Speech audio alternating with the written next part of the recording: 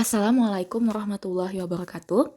Perkenalkan, nama saya Anastasia Nurafizo dengan NIM 01212824291131.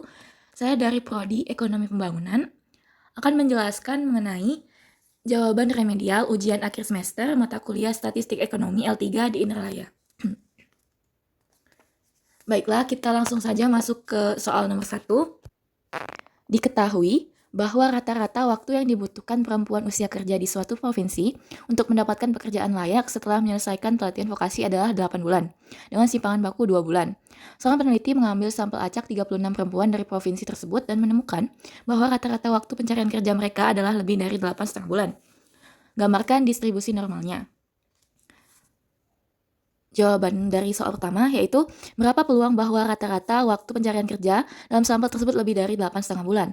Diketahui bahwa rata-ratanya adalah 8 bulan, simpangan baku adalah 2 bulan, N atau sampel adalah 36 orang, lalu standar deviasi didapat dari simpangan baku dibagi akar N atau sampel, sama dengan 2 dibagi akar 36, sama dengan 0,33. Lalu diketahui bahwa X atau yang dicari lebih dari 8,5 bulan. Didapat Z sama dengan X dikurang rata-rata dibagi standar deviasi. Sama dengan 8,5 dikurang 8 dibagi 0,33. Sama dengan 0,5 dibagi 0,33 sama dengan 1,51. Lalu peluang Z lebih dari 1,51 adalah 1 dikurang peluang 0,9345 atau 0,0655 atau 6,55%. Dapat dilihat bahwa kurvanya diarsir di sebelah kanan sebesar 6,55%. Di angka 1,51. Lalu jawaban nomor 1B dengan pertanyaan, berapa peluang bahwa rata-rata waktu pencarian kerja dalam sampel tersebut kurang dari 8,5 bulan? Diketahui X-nya adalah kurang dari 8,5 bulan. Lalu didapat Z sama dengan X dikurang rata-rata dibagi standar deviasi sama dengan 8,5 dikurang 8 dibagi 0,33 sama dengan setengah dibagi 0,33 sama dengan 1,51.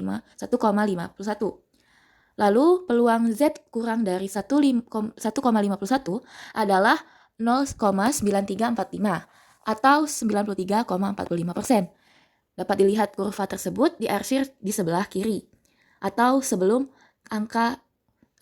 nilai 1,51 sebesar peluangnya sebesar 93,45%.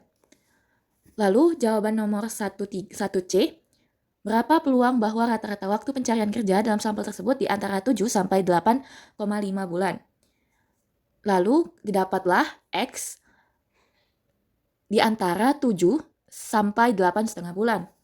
Z sama dengan X dikurang rata-rata dibagi standar deviasi sama dengan 7 kurang 8 dibagi 0,33 sama dengan minus 1 dibagi 0,33 sama dengan minus 3,03. Lalu Z untuk 8,5 bulan adalah X dibagi rata-rata dibagi X dikurang rata-rata dibagi standar deviasi sama dengan 8,5 dikurang 8 dibagi 0,33 sama dengan 0,5 dibagi 0,33 sama dengan 1,51. Peluang Z di antara minus 303 hingga 1,51 adalah peluang 1,51 dikurang peluang minus 303 sama dengan 0,9345 dikurang 0,0012 atau hasilnya 0,9333 atau 93,33%. Dapat dilihat kurvanya diarsir di antara nilai minus 303 hingga nilai 1,51 dengan peluang sebesar 93,33%. Lalu soal nomor 2, dalam rangka mengevaluasi dampak program pembangunan infrastruktur desa, pemerintah daerah melakukan survei terhadap 200 rumah tangga di beberapa desa yang telah menerima program tersebut. Dari hasil survei diketahui bahwa 154 rumah tangga memiliki akses terhadap air bersih. Dengan menggunakan tingkat keyakinan 97%, susunlah interval kepercayaan untuk proporsi rumah tangga di desa penerima program pembangunan infrastruktur yang memiliki akses terhadap air bersih. Jawabannya, diketahui N atau populasi adalah 200 orang. Lalu N atau sampel adalah 150 orang. Lalu C atau tingkat kepercayaannya 97%. Z alfanya adalah 0,03. Lalu Z alfa dibagi 2 sama dengan 0,03 dibagi 2 sama dengan 0,015. Lalu karena diambil dari dua sisi, yaitu 0,5 dikurang 0,015 sama dengan 0,485. Jika dilihat dari tabel Z, nilai 0,485 terletak di angka 2,17. Lalu proporsinya adalah 154 dibagi 200 sama dengan 0,77.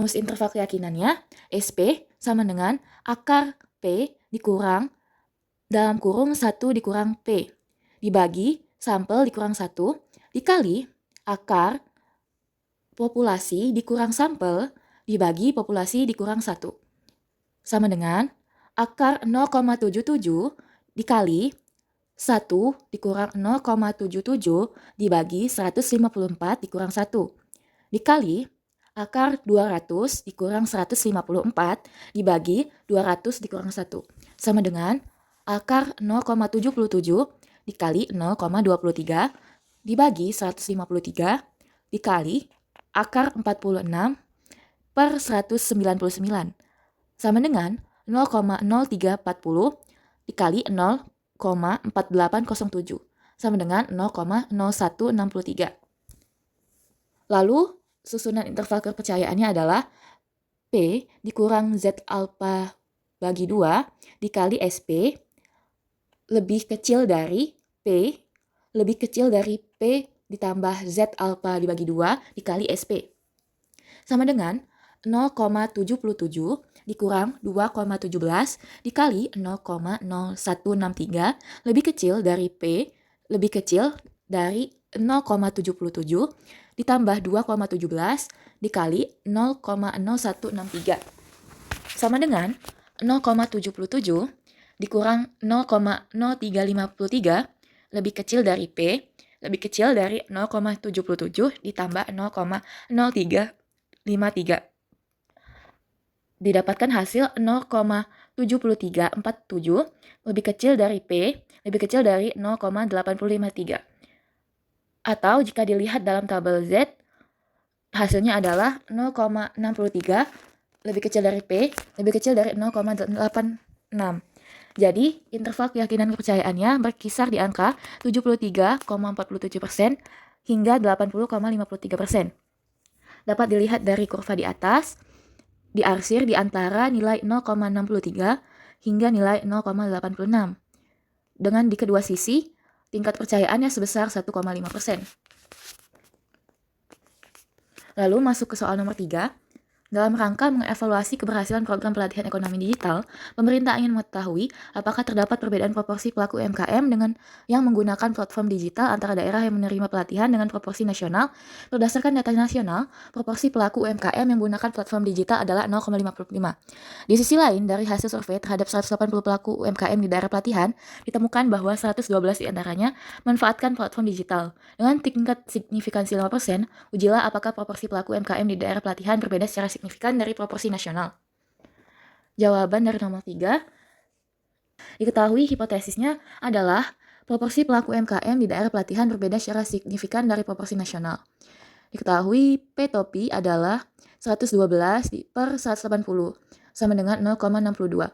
Lalu P proporsi adalah 0,55 atau 55%, sampelnya 180. H0 sama dengan P proporsi sama dengan P proporsi adalah 55%.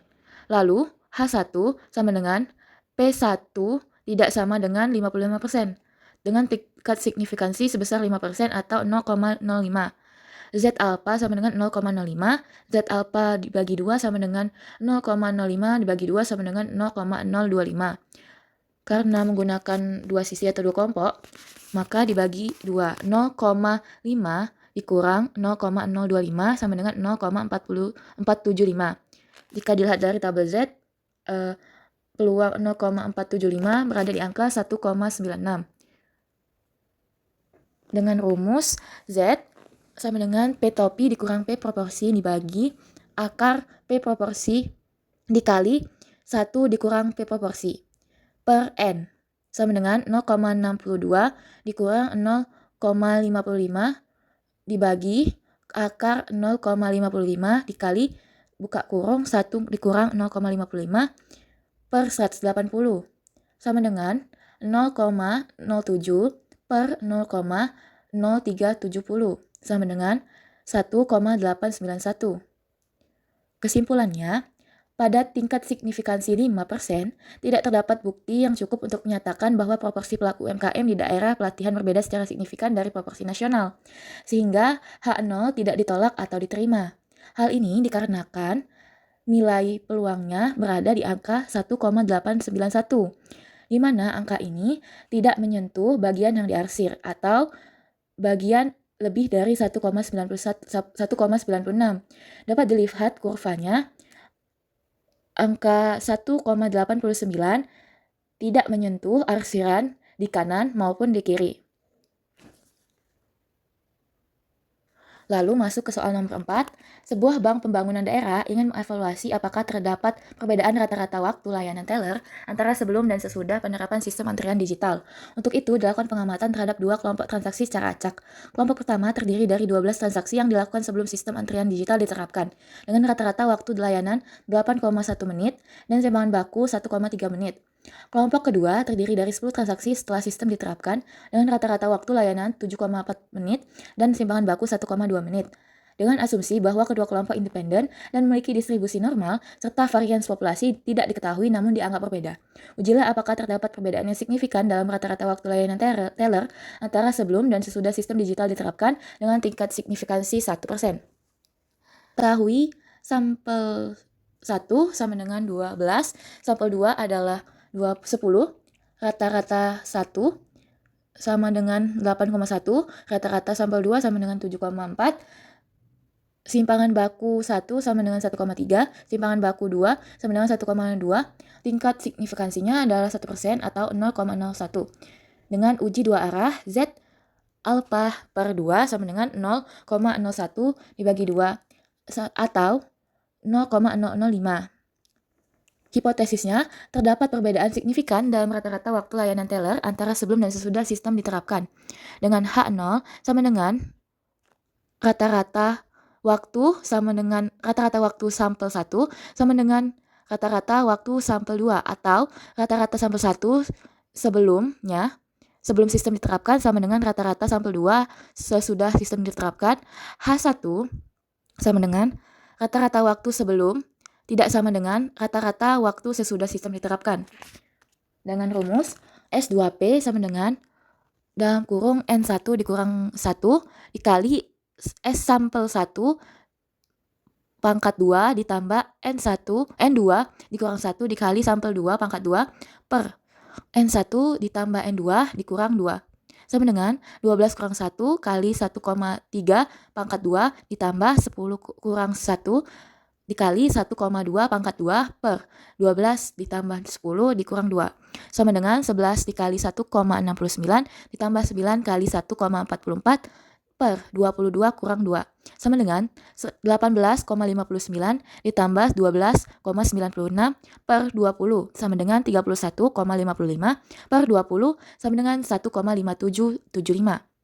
Uji T-nya adalah rata-rata sampel 1 dikurang rata-rata sampel 2 per akar S2P buka kurung 1 per sampel 1 ditambah 1 per sampel 2 tutup kurung.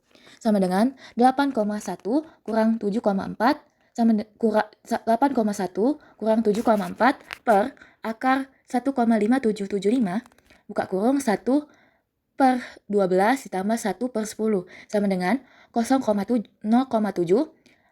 per akar 1,5775 dikali 0,0833 ditambah 0,1 sama dengan 0,7 per akar 1,5775 dikali 0,1833 sama dengan 0,7 per akar 0,2892 sama dengan 0,7 per 0,5377 sama dengan 1,301. Dengan DF sama dengan N1 ditambah N2 dikurang 2 sama dengan 12 ditambah 10 dikurang 2 sama dengan 20. Dengan nilai kritis T0 sama dengan 0,01 nilai DF 20. Diketahui dari tabel T-nya adalah 2,845. Karena T sama dengan 1,301 kurang dari 2,845, maka gagal tolak H0. Kesimpulan, tidak terdapat bukti yang cukup pada tingkat signifikansi 1%, H0 tidak ditolak atau diterima. Dapat dilihat dari kurvanya, nilai uji T 1,301 tidak menyentuh di kedua sisi, sehingga H0 tidak ditolak atau diterima. Terima kasih atas perhatiannya. Saya tutup. Wassalamualaikum warahmatullahi wabarakatuh.